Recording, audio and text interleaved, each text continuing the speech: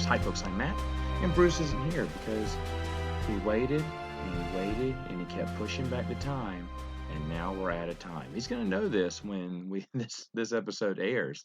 That I'd asked a couple of times to have him on here, but now it's too late. It's too late now. He had family last week, and then the week before that, he just was too busy and forgot. We tried several times to get this podcast done, but now I've got to get it done. So, before I start on our topic, let me tell you what's been going on with me the past month and a half. Of course, I think I told you on one of my nightcaps on YouTube that I am currently directing the Christmas Carol at a local theater here in town. Now, even though I have several times directed shows for the theater before. They've been dinner theater shows, and I've directed dinner theater for a long time, even before that. And my dinner theaters typically go well. Well, they wanted to give me the bump up to theater, and they wanted me to do the big musical at the end of the year, and I was like, heck no, I don't want to do that. And I was thinking about a straight play maybe, but then they decided, no, let's give them Christmas Carol. So I was like, all right, Christmas Carol it is. So we were brought together to do Christmas Carol, and I was happy to help out and get Christmas Carol up and going. I was originally supposed to do a straight play last season. I was already tasked to do that, and of course, COVID hit, and I didn't even get a chance to. We were planning auditions when that went down, so that kind of brushed it away. So they, without me doing a straight play or directing it, they decided to bump me up to a musical anyway. And I was like, no, let's keep it down, let's keep it low. But Christmas Carol is a pretty big one, and it was one I've always wanted to do. So I was like, yeah, let's do Christmas Carol. So got that started, and we only had just a few weeks to do the show because I mean 6 weeks, which is enough, barely in a way, for a musical. I'd like to have more time, but because I was the only person trying to help build and run the show, the first show of the season, I had zero help and I had zero time to start my show. And then whoever put the schedule around it wasn't me, but someone backed me into a corner by putting another show right in front of our show, which meant that I just got the stage 2 weeks ago. And typically, you're supposed to have the stage for the full 6 weeks because that way you can start blocking scenes, you can start building set, and all that stuff, and doing tech rehearsals too. Well, by the time we were supposed to be doing tech rehearsals, that was also the time when I was allowed to get the stage. And so it was a blurred past couple of weeks as we tried to build the set in 1 week. Didn't happen. Tried to take the record of building the set in 1 week, but unfortunately it took us a few extra days, maybe a week and a half, but worked really hard, got all the props and everything, and had to work on tech rehearsals a little bit later because you have to have the set first to do those tech rehearsals. So everything was just a little bit off here and there. Nothing that, I couldn't help because it was just because the way things were set up and the way the schedule was done. Another thing that kind of put me behind the eight ball was that Thanksgiving week also hit right before our show. So again, I don't know if it was properly thought out the first two shows of the season because it really didn't give me enough time. I'm not making excuses. I still think the show is going to be a great show. I really think it's going to be an excellent show, but man, oh man, was the crunch time on this one. And like I said, I couldn't practice Thanksgiving week up to, well, I did for the first 2 days, Monday and Tuesday.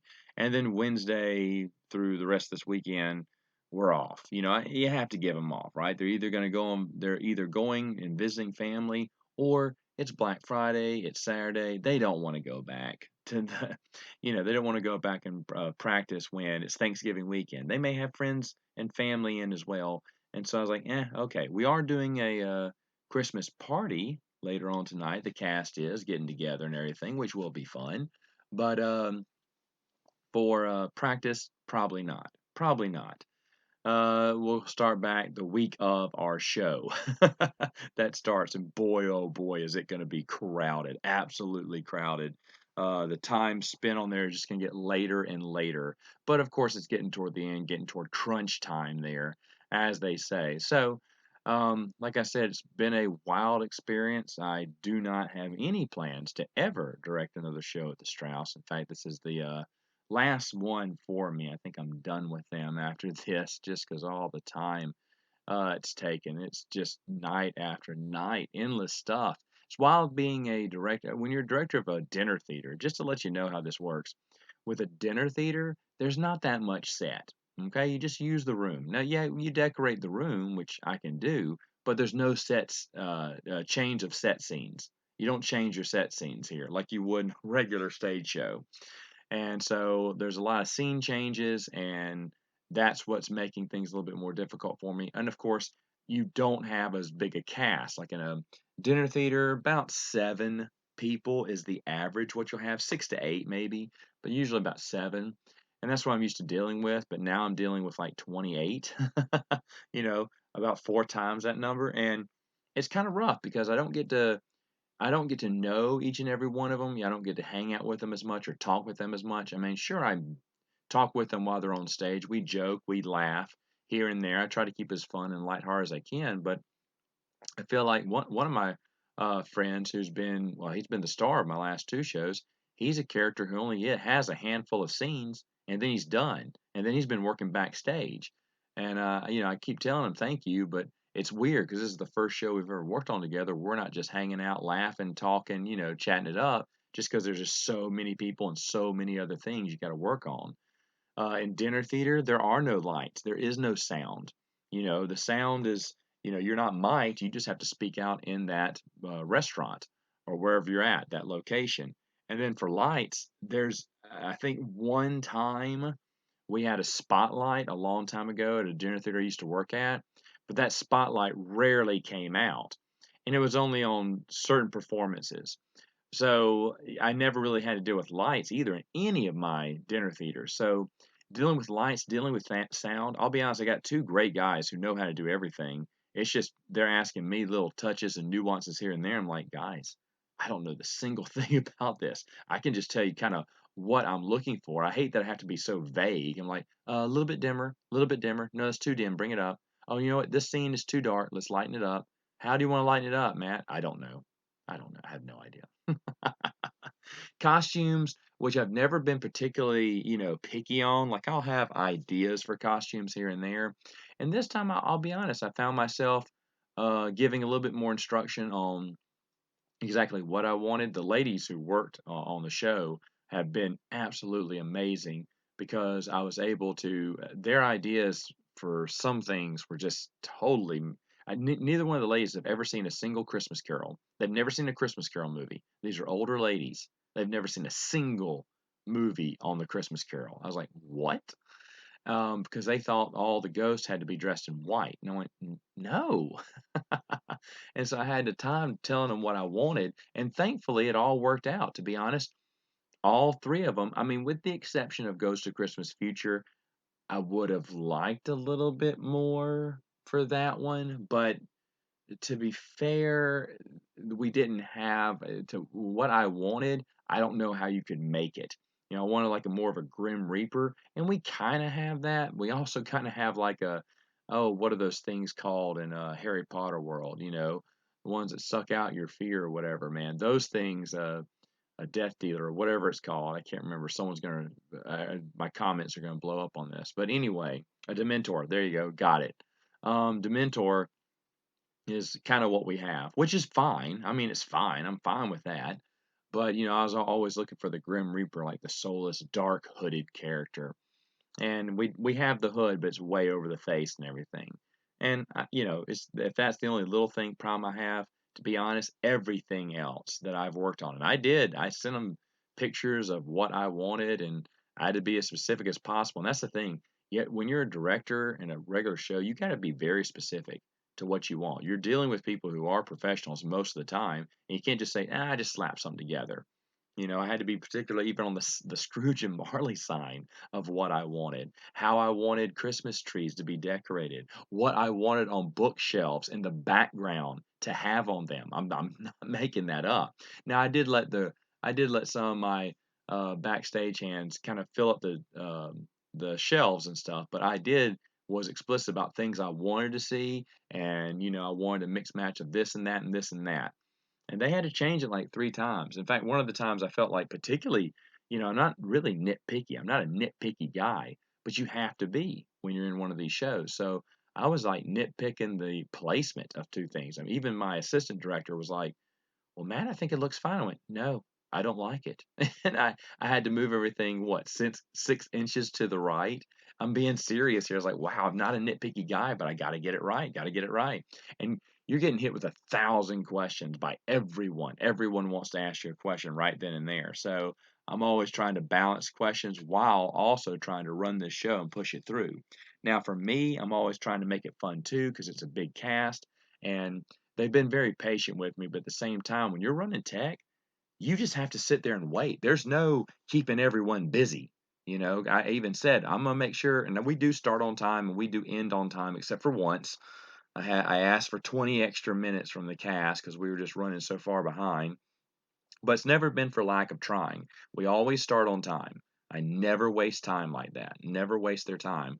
Try to respect their time. And uh, well, unless you're talking about this past week, we've had very light practices. They've only been about 2 hours each. Only this week have we started burning the midnight oil and started working late. We're on a usual show. You're burning the midnight oil. I mean, you're running 3 hour practices most nights, and then doing the 4 and 5, 5 hour Saturdays after that.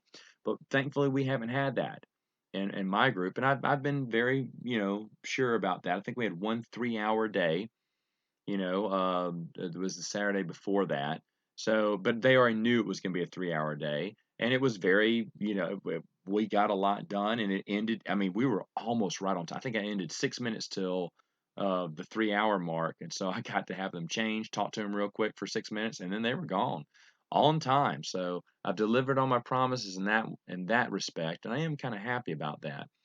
So a lot of lessons learned on this, like always look at the time and the situation you're getting into. Because I think looking back on it, if I'd have looked at the dates a little bit further and would have, realized that Thanksgiving is the week before the performance, and this other show will not get off stage until 2 weeks before my show.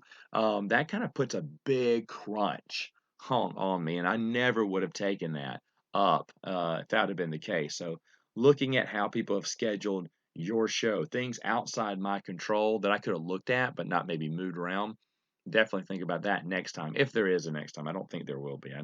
Not that I didn't like it, it's just I'd rather go back to dinner theater because I'm happy with dinner theater. I'm happy with my entire cast. My crew have been really awesome. But, like I said, I'm ready to just ease off because there's a lot of things I love doing. Obviously, this podcast, obviously YouTube, obviously my hobbies of reading and board games, and all of those, as I'm thinking on it, are far more superior than my duties here at the local theater. I mean, it's been fun. Don't get me wrong, it's been fun. But if you add that up against anything else that I've mentioned there, it's gonna be this theater is going to be dead last in those hobbies or responsibilities that I have. And again, that doesn't mean I dislike it. Just means it's the thing I like doing the least. And if I want to cut something out from to allow free time for other things I want to do, then that this is going to be the one. It's kind of an easy decision there. But would I work with any of this cast and crew again? Absolutely, absolutely. Some of them I'd love to work with more, but I don't know. I don't know if I'll ever get the chance to, only because I want to do other things. So it's been an experience. I'll tell you that it's been fun. I'm glad that it's ending this next week. I'm glad this next week is the last of the practices, and then of course the show is only running one weekend thanks to COVID. And so I'm glad that it'll be over so I can have fun and rest for the next 3 weeks of Christmas season and really enjoy the Christmas season. Because for me, the Christmas season does not start until yesterday, which was Black Friday.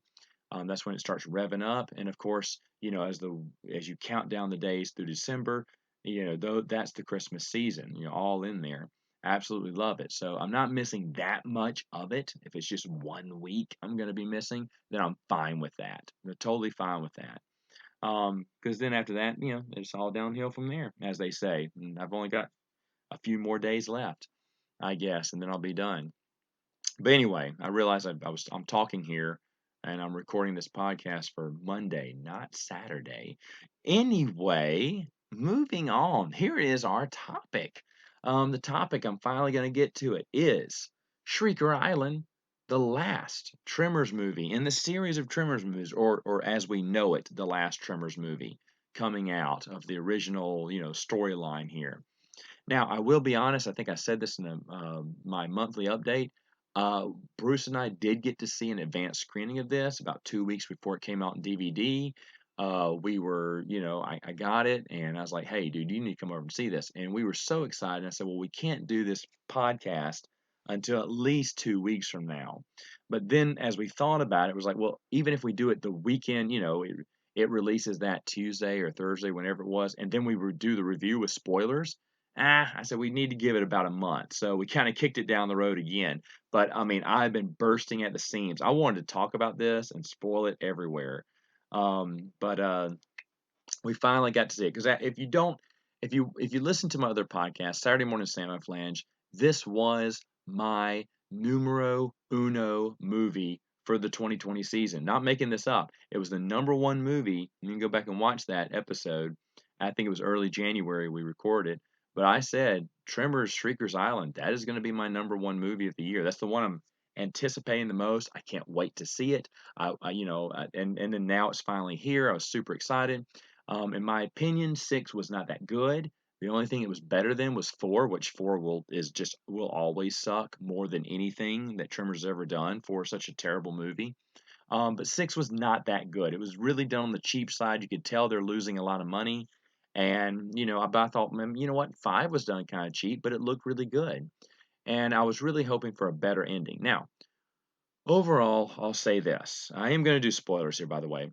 I think that Shrieker Island is better than six, but not better than any other move. And four, of course, obviously, anything's better than four, but it's not better than anything else. That's not saying it's a bad movie. It's actually a really good movie. In fact, acting wise, these are some of the strongest actors they've had in a long time. It is hard to find a weak spot in the acting pool here.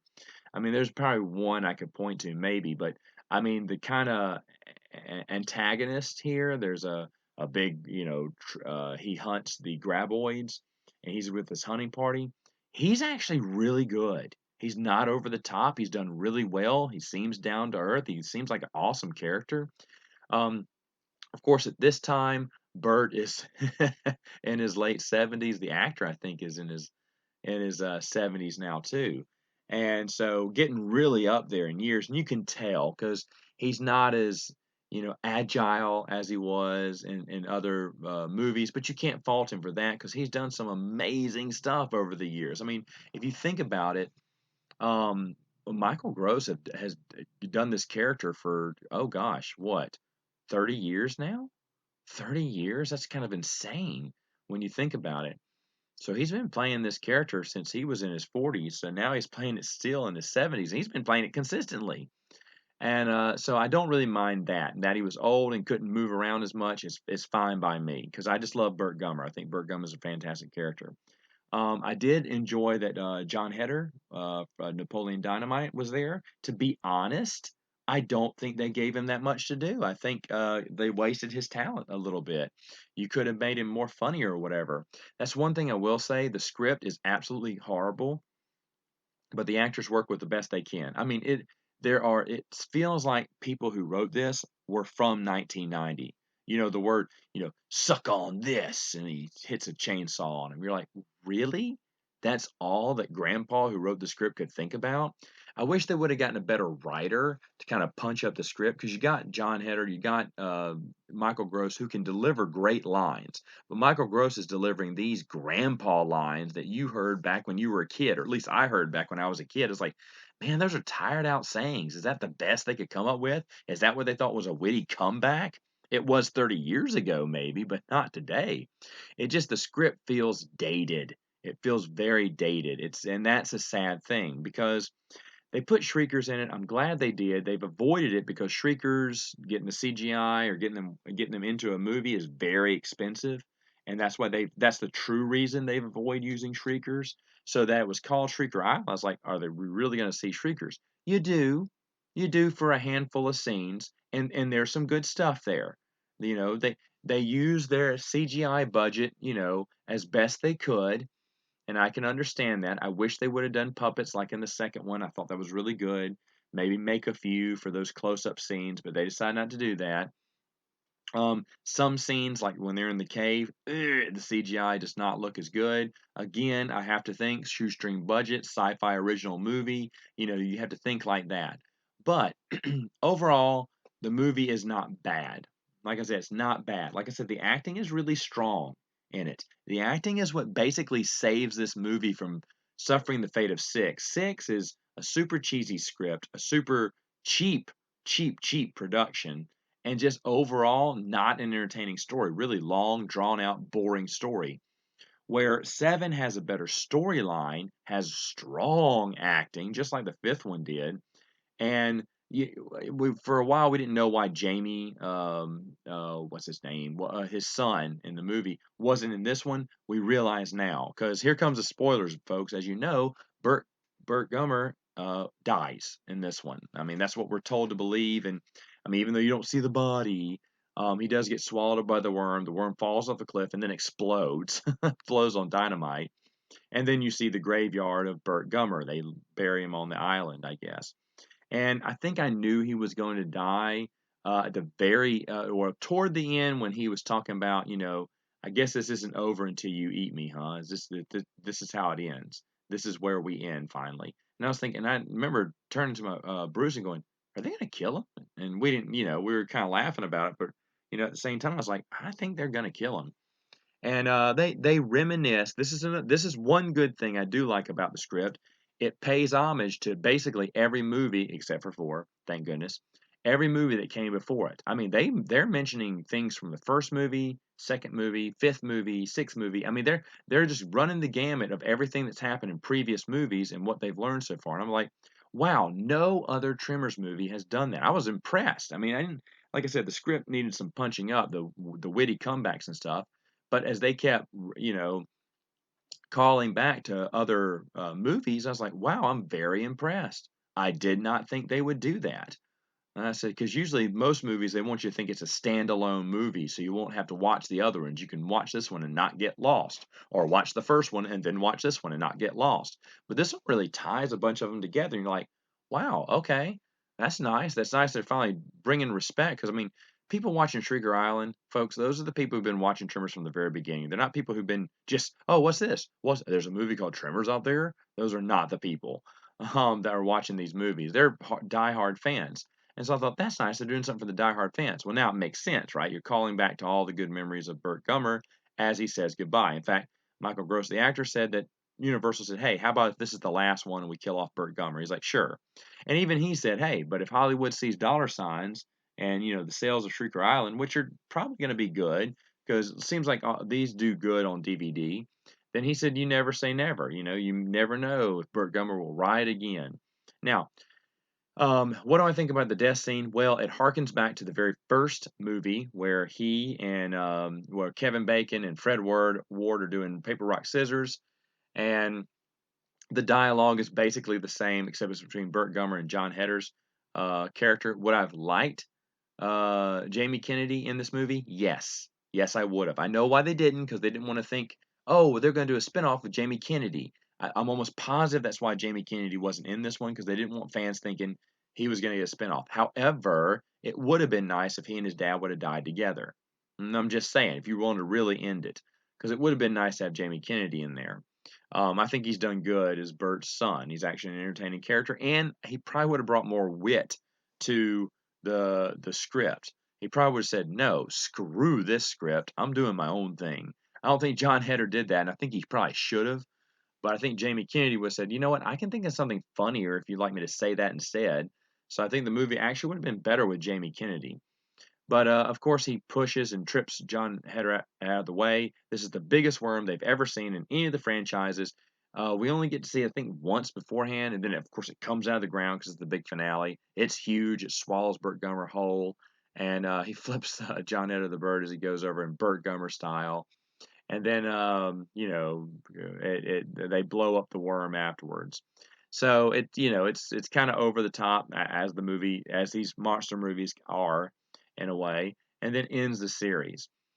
Is it the perfect movie to end the series on? No. I wish someone could have poured in extra money. If you're going to kill off Burt Gummer, if it is going to be your swan song, I wish Universal would have trusted them and poured a couple more million in there just for special effects, just to make more monsters in it.